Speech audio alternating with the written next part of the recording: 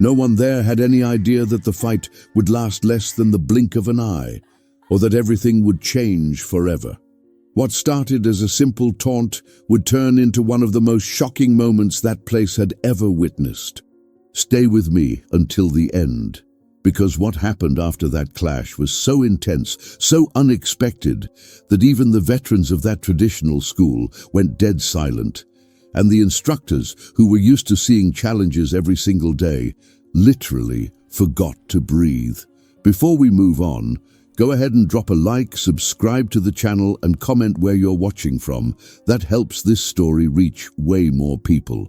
Now let's keep going, because what comes next is even more unbelievable. The village's main street buzzed like a living stage. It was one of those days when the wind carried more than dust.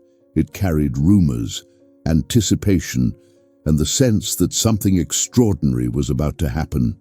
An improvised ring had been set up between old wooden buildings, dark timber houses with traditional rooftops that contrasted sharply with the tension settling over the crowd. Monks, merchants, locals, and students gathered around, forming an almost perfect circle as they waited for the annual tournament to begin. But this year, no one was talking about the tournament.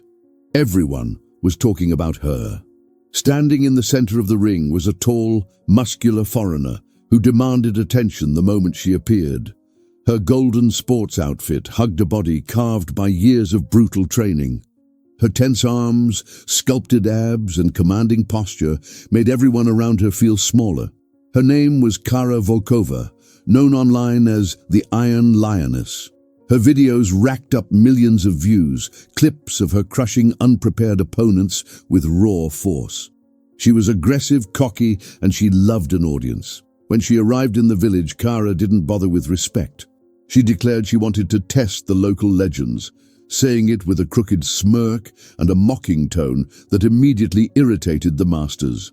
To her, all of this was just material for another viral video. And then her provocation crossed the line. During an open training session, Kara shoved one of the youngest apprentices just to see how he'd react. The entire crowd froze, stunned by her audacity. Her arrogance seemed limitless. And when she laughed at the boy lying on the ground, something unexpected happened. A young girl stepped forward. Her movements were light, almost silent. She didn't raise her voice, didn't strike a pose. Her presence alone drew every eye. It was Maylin, a calm-eyed girl in a pristine red uniform, just like in the image. Among the students, she had always been seen as disciplined, dedicated, but quiet, the kind who never asked for the spotlight. But the masters knew the truth. That silence concealed something. Maylin had been trained since childhood in a rare, ancient, fiercely demanding style, the inner path of the Jade Serpent, a lineage passed only to chosen disciples. Tradition said this technique only appeared when someone needed to defend what was sacred, and Maylin had been handpicked. The way she stepped into the ring revealed everything. Kara, of course, didn't notice any of it. She laughed the second she saw the girl. "Seriously, you want me to fight her?" she scoffed. "This is gonna be quick." The crowd stayed quiet. The masters exchanged glances, and Maylin simply took a slow breath. A strong gust swept through the village, making the lanterns above sway. Somewhere in the distance, a bell rang. The atmosphere shifted, the tension thickened, as if the entire street were holding its breath. Maylin adjusted her stance, moving with fluid precision. Kara narrowed her eyes. Something about that subtle motion bothered her, but she dismissed it. "I'll go easy," Kara muttered, rolling her shoulders. Maylin raised her hands. Traditional guards around the ring exchanged discreet looks. They recognized that movement. That stance wasn't normal, it was ancestral.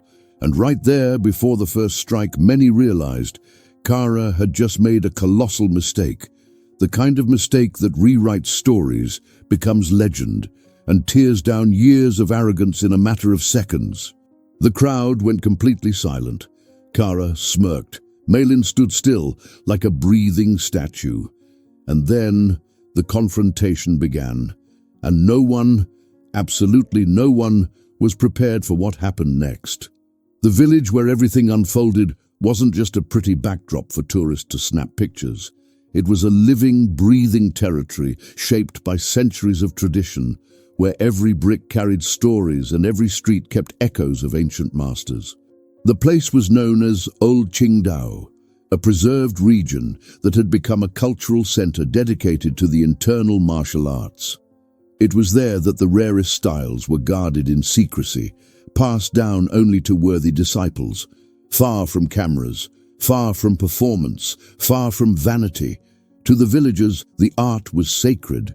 Students were taught to breathe before speaking, to observe before acting, to control before striking. It was a world where physical strength meant nothing without balance, humility, and clarity of spirit. And it was in that world that Mei Lin grew up. Since childhood, she would watch the masters train in the school courtyard.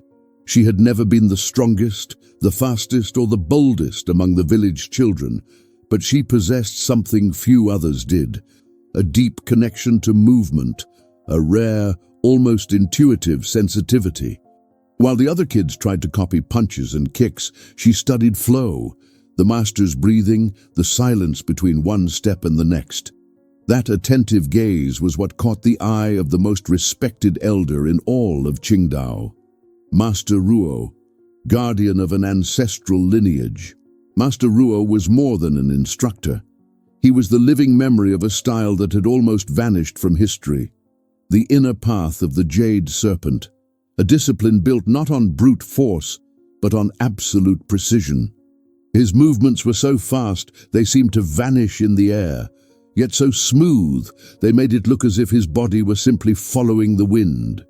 It was an art that demanded extreme discipline, emotional control, and sharpened awareness. He had never chosen disciples who were too young for this lineage. But when he saw Mei Lin silently mimicking the adults' training with almost reverent focus, he realized she possessed something age could never teach: true instinct. Meanwhile, Kara Volkova's life followed a completely different road. She didn't train in quiet courtyards or bow to tradition. She came up in harsh gyms, pushed by aggressive coaches, fueled by fame and validation. By her early 20s, she had hundreds of viral videos across fighting platforms and physical challenge channels. Her name brought instant clicks, sponsors, and event invitations. But her public image was built on something dangerous: humiliation. She loved being the villain, the dominant one, the unshakable force. To her, everything was a show. To Mei Lin, everything was philosophy. Their clash was not just physical, it was cultural, spiritual, moral. The villagers understood this contrast. That's why, when Kara shoved the young apprentice and laughed right after, the silence that filled the courtyard wasn't only indignation, it was recognition. They all understood. A line had been crossed, and in that place, lines mattered. Mei Lin didn't want to fight. She never liked being the center of attention and never cared about beating anyone. Her training wasn't for competition, it was for presence, for connecting with herself, for honoring her master. But when she saw the boy being humiliated, something inside her shifted, as if a dormant gear finally clicked into motion. She knew what that fight represented, and she knew that doing nothing would betray everything she had learned. That's why she stepped forward. That's why she entered the ring. That's why she faced Kara with the calm of a windless lake. That morning, two completely different forces met inside the same worn-out rope circle. On one side, arrogance shaped by fame, physical power, and reckless confidence. On the other, serenity shaped by tradition, patience, and a millennia-old technique.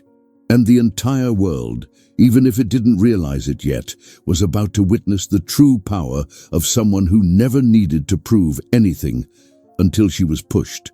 The silence around the ring felt heavier than the air itself. Everyone there, from the oldest masters to the children peeking from behind their parents' legs, knew they were about to witness something far beyond the ordinary. The tension didn't come only from the obvious difference between the two opponents. It came from a clash of worlds, of ideologies, of purpose. Kara rolled her shoulders, cracked her neck, and paced in circles like a lioness ready to pounce. Her stare was sharp, provoking, almost impatient.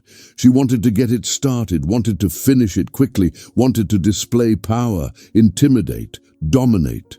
In her mind, the fight was already decided. To her, Maylin was nothing more than a small, insignificant obstacle, a quick scene she'd later use as viral content. "Come on, little girl," Kara muttered, swinging her fists as if she was already warmed up enough. "I don't have all day." But Maylin didn't respond. She simply breathed. Inhale, exhale, light, precise, deep. Her posture was flawless. No unnecessary tension, no rigid stiffness. Every finger, every inch of her body, every point of balance carried something most people couldn't explain. Yet they felt it. It was like watching still water that hid an invisible, potentially devastating force beneath the surface. The masters on the sidelines said nothing, but their eyes showed unease. They knew an ancestral technique was about to be performed in front of dozens of witnesses. It wasn't common, it wasn't encouraged, it wasn't something meant to be displayed to the world. But sometimes the art chooses the moment, not the other way around. Kara took the first step. It was a sudden charge, fueled by strength and overconfidence. The impact of her foot hitting the ground echoed like a warning, making the crowd flinch instinctively. She lifted her fists, leaned forward, and attacked with a straight, fast, modern-style strike. Clean, direct, exactly what you'd expect from someone trained in intense contemporary combat. But Maylin didn't move. She waited, observed, felt the air, and the moment Kara's arm entered her range, Maylin simply pivoted her back foot, shifted her weight, and redirected the attack with a gentle turn of her palm. So soft and efficient, it almost didn't seem real. Kara's strike sliced through empty air. A ripple of whispers spread through the crowd. Kara narrowed her eyes. "Tch, lucky break," she snapped. Maylin kept her calm gaze. When the foreigner attacked again, faster and harder this time, Maylin dodged once more. Without running, without stepping back, without changing her expression. It was as if she were moving with the current of a river, using only the minimum needed to guide the force away. And that's when the real conflict began. Kara felt something tighten inside her, something she couldn't hide. She was hitting nothing. The girl was in control, and that was dangerous. The crowd sensed it too.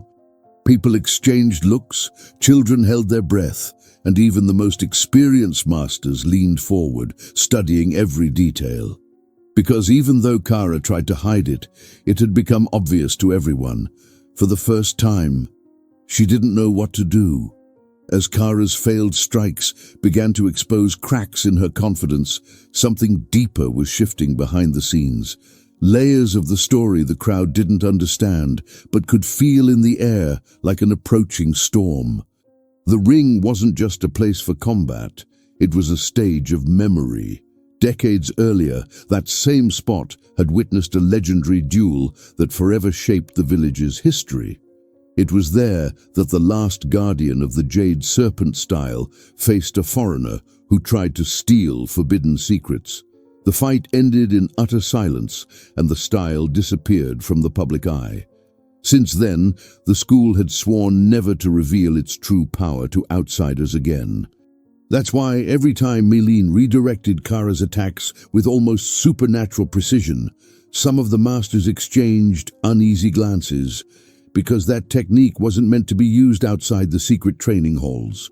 It was as if the past had begun whispering again. But the hidden subplots didn't stop there.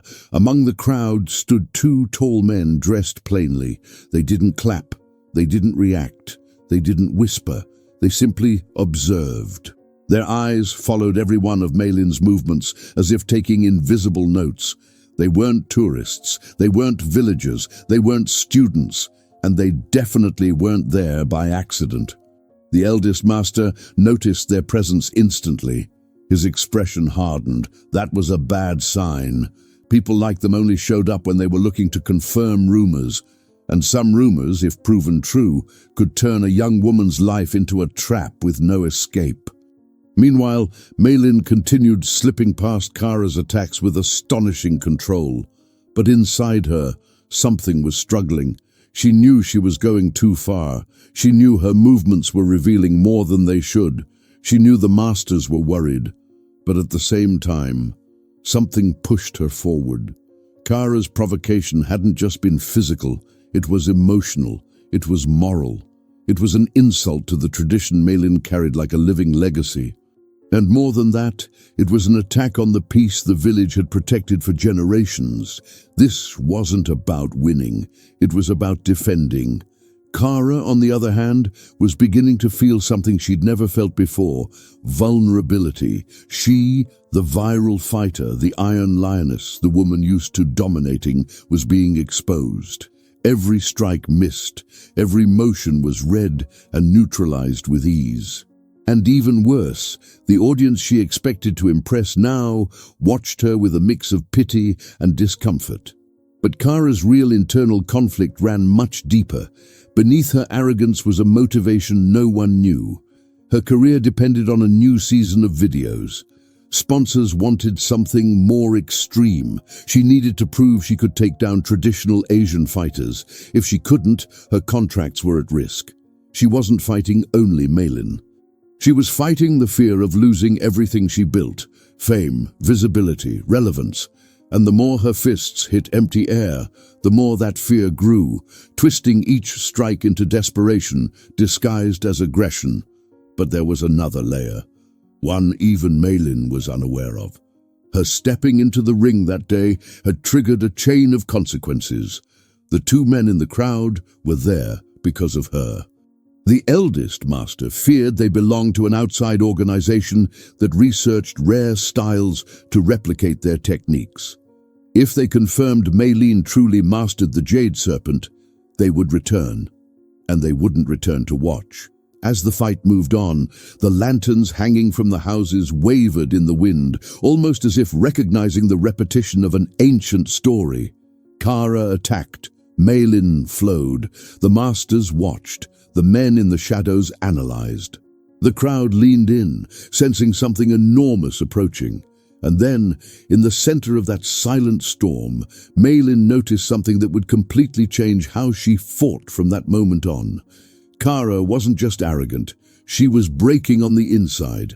And this is the exact moment when everything begins to move, inevitably, toward the most dangerous turning point of the entire story.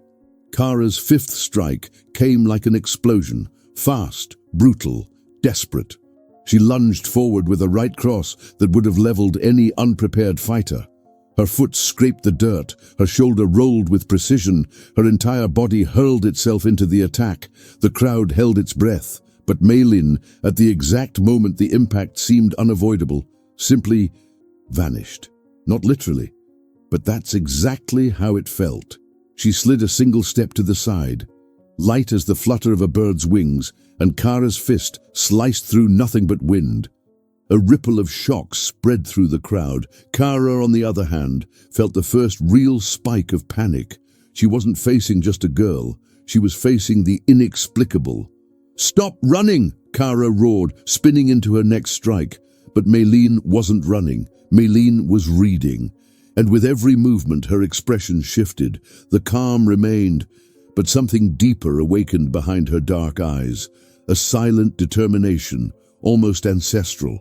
Kara tried to grab her, a move she always used to intimidate smaller opponents. But Maylin dodged even more smoothly, and this time brushed her hand lightly against Kara's arm. Just a touch, soft as a falling leaf. But it was enough to throw Kara off balance. Her center collapsed, her footing slipped, and she stumbled backward in 2 crooked steps. The crowd gasped. The masters retreated half a step. The 2 mysterious men exchanged a quick glance. And in that fraction of a second, the turn of the fight truly began. Because for the first time, Maylin stopped merely defending.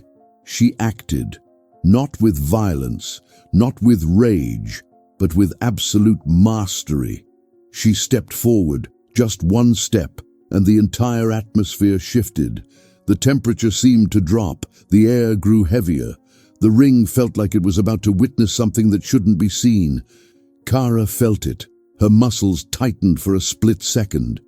Something inside her whispered to back away, but her ego screamed louder. "Bring it then!" she barked, raising her fists.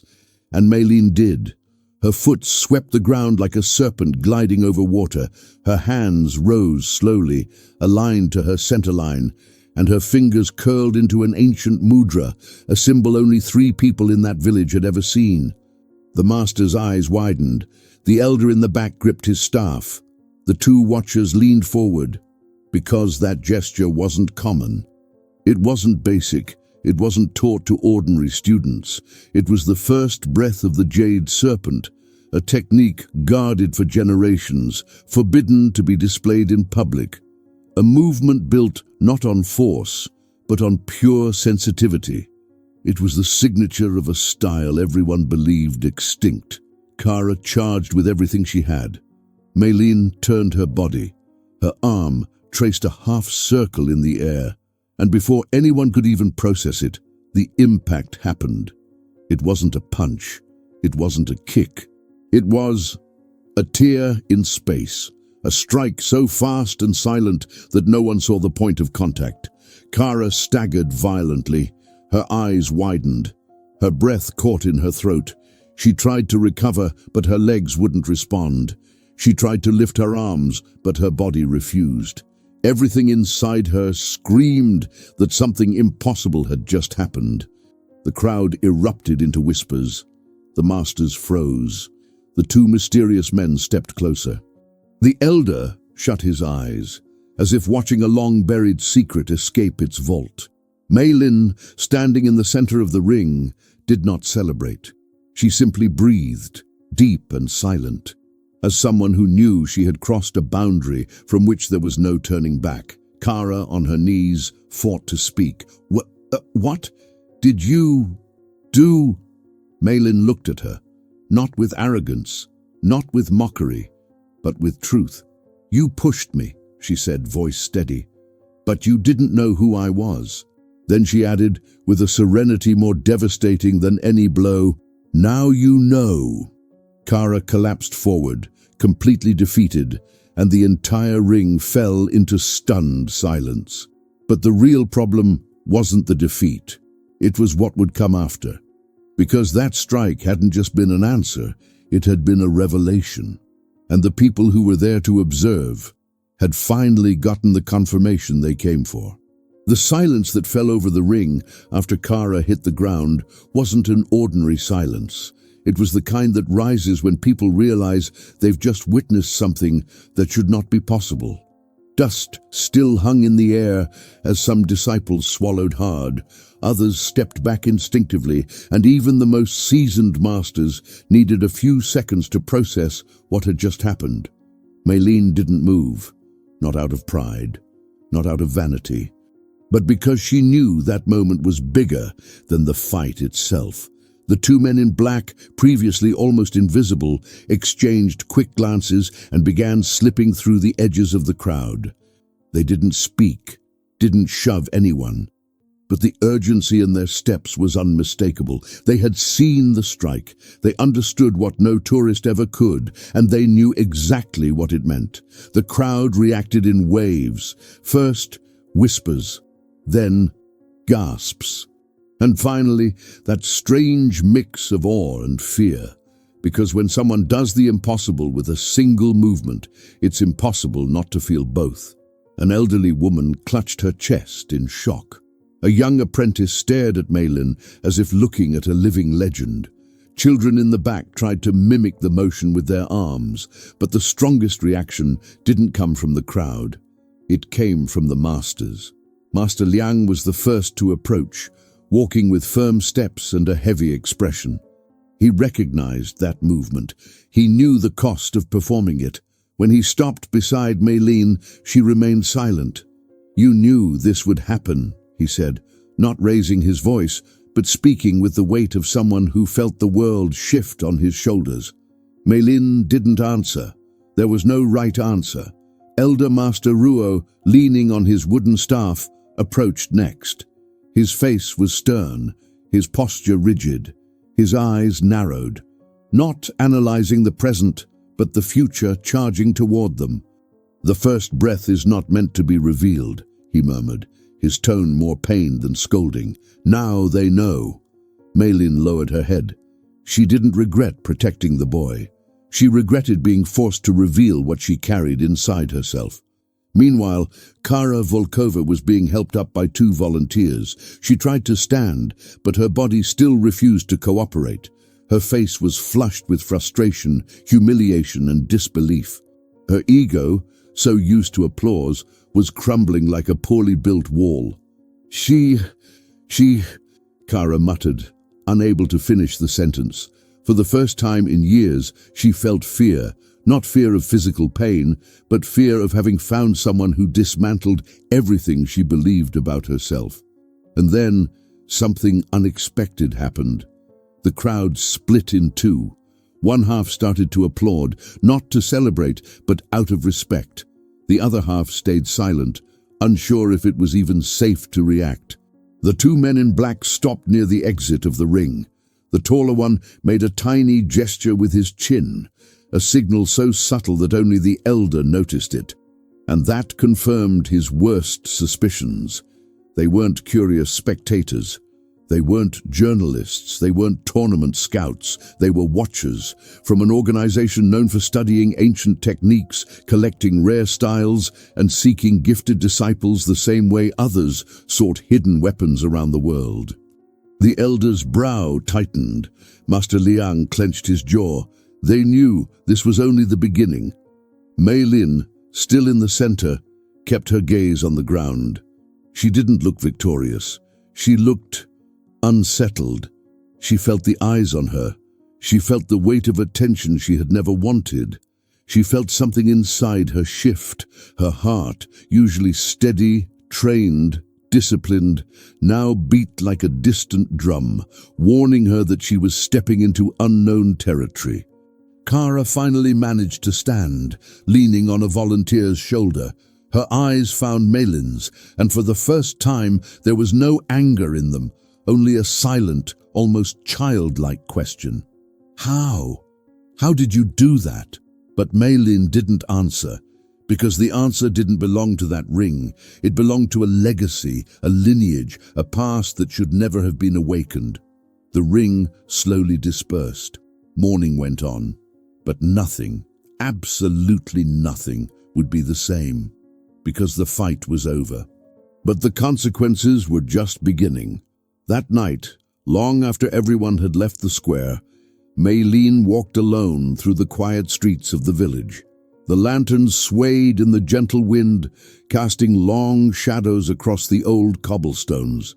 It felt as though the entire place was breathing with her, slow, deep, attentive. Every step she took carried echoes of what had happened hours earlier, the impossible strike, Kara's stunned expression, the crowd's shock, the master's silence, the men watching from the shadows, and above all, the weight of the choice she now carried. She knew this day marked the end of the ordinary life she had always wanted. Since childhood, she had trained not to fight, but to preserve, not to attack, but to harmonize. The art she had learned was more about balance than victory, more about awareness than combat. But in that ring, under that provocation, the art transformed. It became defense, and defense, when seen through the wrong eyes, could be mistaken for power. When she reached the entrance of the Golden Willow Academy, she found Master Liang sitting on the step, arms crossed, eyes distant. He didn't stand when she approached. He simply tapped the empty space beside him, inviting her to sit. Maylin obeyed, settling quietly at his side. For several seconds neither spoke. It was as if silence was necessary for the mind to catch up to what the heart already understood. "You're different today," Master Liang finally said, still looking at the empty street. "And I'm not talking about what you did. I'm talking about what you felt." Maylin lowered her gaze. She tried to explain, but the words failed. How could she describe something she didn't fully understand herself? The master sighed. I saw it in your eyes. It wasn't just discipline. It wasn't just technique. You allowed yourself to act. And when someone trained in the inner path allows themselves to act, the world feels it. Maylin closed her eyes. The words were heavy, true, and terrifying. Master, did I do wrong? She whispered. Master Liang turned to her for the first time that night. His expression was firm, but his eyes carried a gentleness few ever saw. Protecting is never wrong. He touched her shoulder lightly, but revealing, that always brings consequences. She swallowed hard, remembering the men in black. Their eyes, their calculating presence, the feeling of being evaluated like property. They're coming back, aren't they? Maylin asked, though she already knew the answer. They already have, he replied calmly. They didn't go far. They're waiting for the right moment to approach, and the worst part is, they're not the only ones. When an ancient technique awakens, its echoes spread quickly. The thought unsettled her. She hadn't asked for any legacy. She had only wanted to help. Just that. So what do I do now? She asked, honestly. Master Liang gave her a rare smile, small but filled with pride. Now you grow. He rose slowly to his feet. You train. You understand. You strengthen not just your body but your mind. Because the world you knew doesn't exist anymore. Maylin stayed seated as the master walked inside the academy. The wind blew again, carrying the scent of incense and aged wood. She took a deep breath, trying to feel not the weight of responsibility, but the purpose behind it. And in that moment, something shifted inside her. She realized she wasn't alone. Her master believed in her. Her village trusted her. The art, the lineage, the strike. It wasn't just a secret. It was part of her. And for the first time since the fight, Maylin lifted her head, her heart still racing, her hands still shaking, but her eyes steady. She was no longer the quiet girl who only observed. Now she was someone shaped by something greater, by the need to prepare for what was coming. And that growth, silent, deep and inevitable, was only the beginning of the real battle. In the days following the confrontation, the village seemed to breathe differently. The air, once light, scented with incense and aged wood, now carried a quiet unease. The rumor of the fight spread like wildfire. People who hadn't been there began showing up at the courtyard just to catch a glimpse of Maylin, as if needing to see with their own eyes whether the stories were true. But none of it made her stray from her path. Every morning before sunrise, she trained alone in the courtyard of the Golden Willow Academy.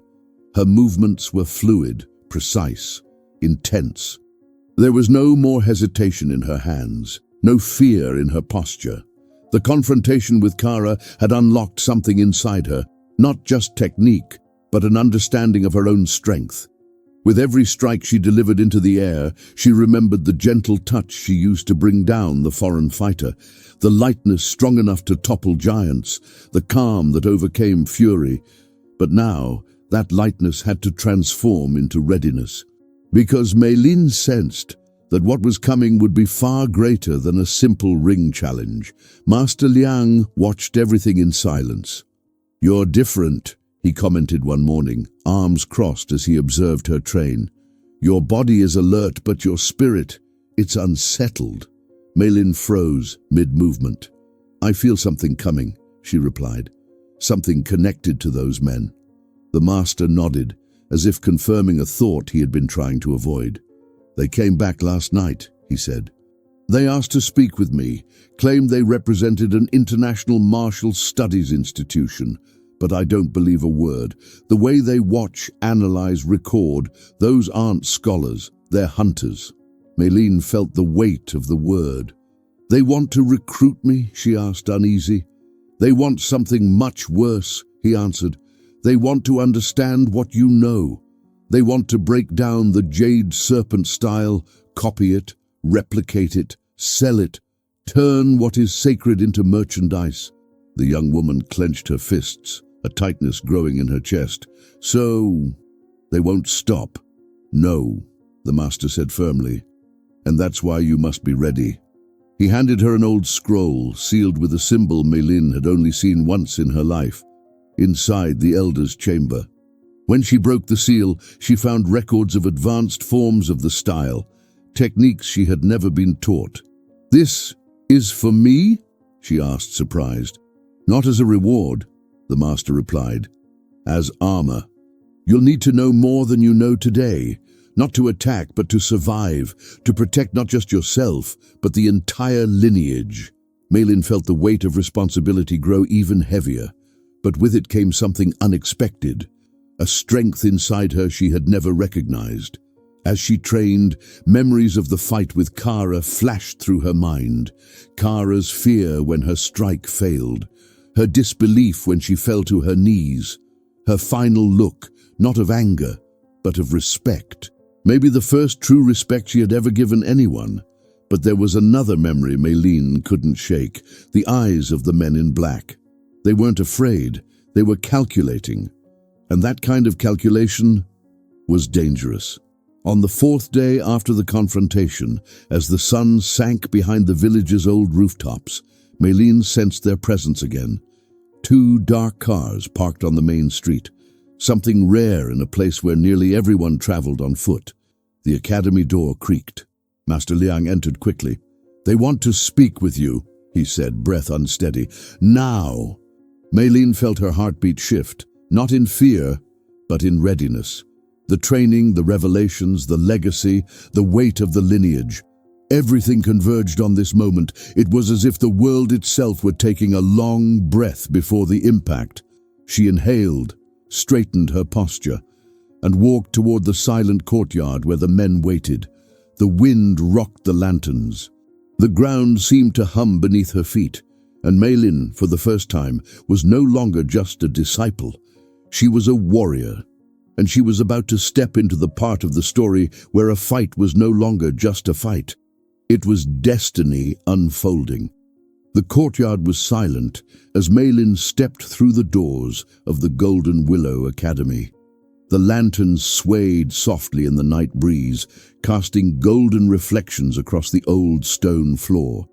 The 2 men in black stood exactly where she expected, still, cold, watching her like silent predators, studying every movement before striking. The taller one stepped forward. "Meilin, right?" he asked, his voice low and steady, the voice of someone used to controlling situations. "You demonstrated some interesting skills. We'd like to speak with you in private." Master Liang moved to stand beside his disciple. "She's not going anywhere with you," he said firmly. The man smiled. A small, calculated, icy smile. "Master Liang, your school has guarded ancient secrets for decades. We know that, and we also know you can't protect them forever." Meilin felt the energy shift. That wasn't an invitation. It was a warning. The second man opened a slim folder, revealing photographs, frames of her fight with Kara, snapshots capturing the impossibly precise movement that dropped the foreign fighter. They had seen everything. They had evidence. They had interest. "We simply want to study what you know," he said, voice coated in false politeness. "With your cooperation, of course." Meilin stepped back instinctively, entering her stance. Master Liang lifted his arm protectively in front of her. But there was no time for diplomacy. The first man attacked. No weapons, no brute force, technique. A technique so refined it made Master Liang's eyes widen. "They know internal arts," he murmured, stunned. The man's strike came fast, but Meilin slipped past it as if her body already knew exactly where to be. Her feet glided across the stone, her breath adjusted instinctively. She was part of the very energy that tried to strike her. The second man joined in with a precise spin, aiming for her flank.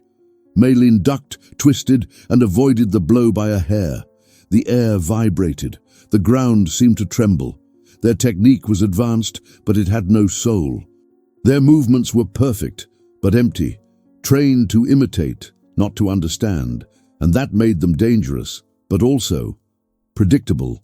Master Liang tried to intervene, but a quick, targeted strike pushed him back. Not a powerful shove, a surgically placed destabilizer. "Mei Lin," he shouted, "they cannot take you." She knew that better than anyone. The two men attacked again, this time synchronized. One high, one low, a dual strike, a simultaneous assault. But Mei Lin woke up. It was as if everything slowed. The night expanded. Her vision sharpened. She didn't see attacks. She saw trajectories. She saw intention. She saw the flow of energy. And then the jade serpent manifested.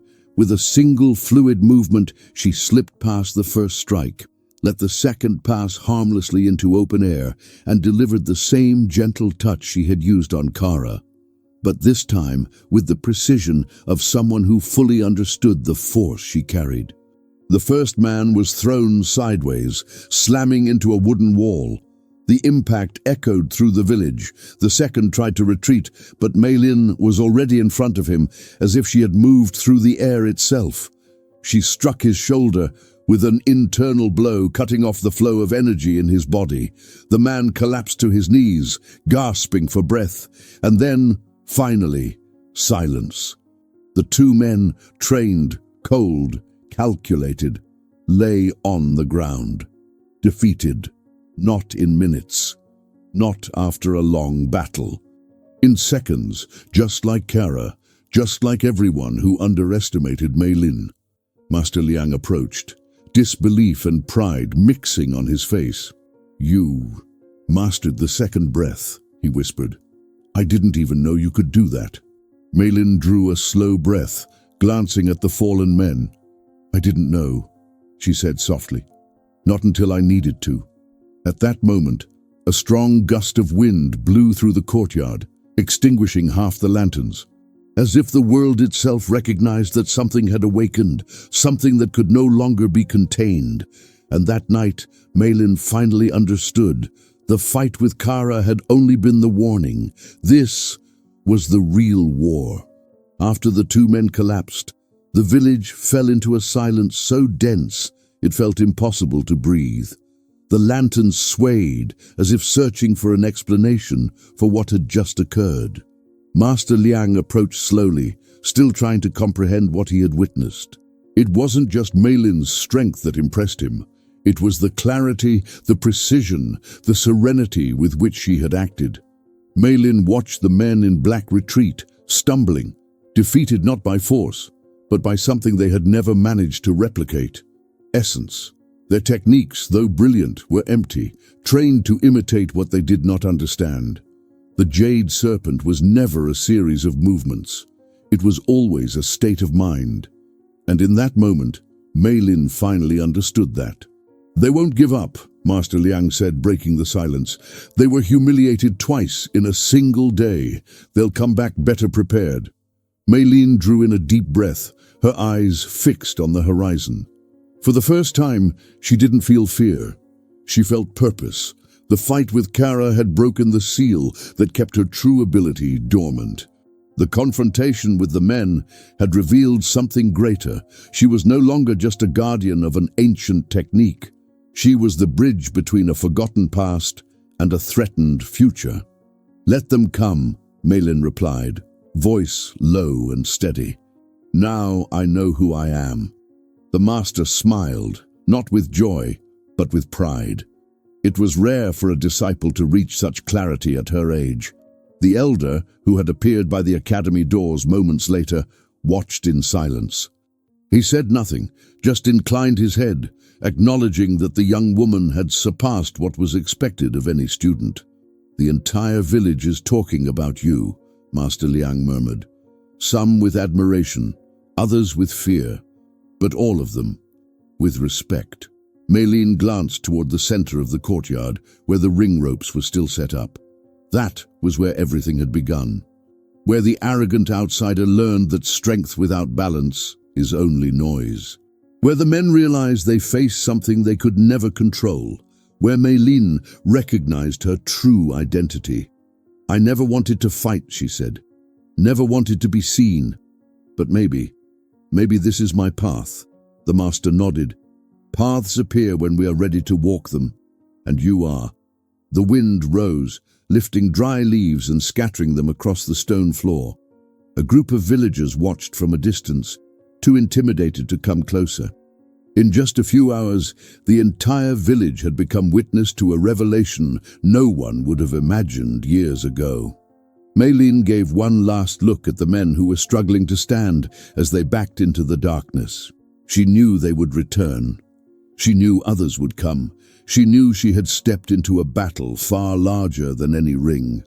But none of that shook her, because now she was more than a disciple, more than a fighter, more than a guardian. She was Maylene, the underestimated girl who, pushed by a bully, revealed an ancestral power and defeated her enemies in seconds. And that was only the beginning. In the days that followed, the village slipped back into its routine, but nothing truly remained the same. Maylene woke early, trained in silence, and watched every detail around her, knowing the world's eyes were now searching for her. The story of the young woman who defeated a viral fighter in seconds spread far beyond Qingdao. Somewhere far away, new agents studied recordings and whispered about the girl with the impossible technique. Maylene didn't run. She didn't fear. She simply prepared, because she understood that fight had been the beginning of something greater and inevitable. If this story kept you hooked until now, imagine what's waiting in the next episode. Hit the like button. It helps the channel reach so many more people. Comment what you think lies ahead for Maylene. Your ideas might inspire the next chapter. And of course, if you're not subscribed yet, make sure to subscribe now so you won't miss any continuation. The recommended video appearing on your screen takes you straight into another intense story, full of adrenaline and twists. Click it and keep this journey going with us.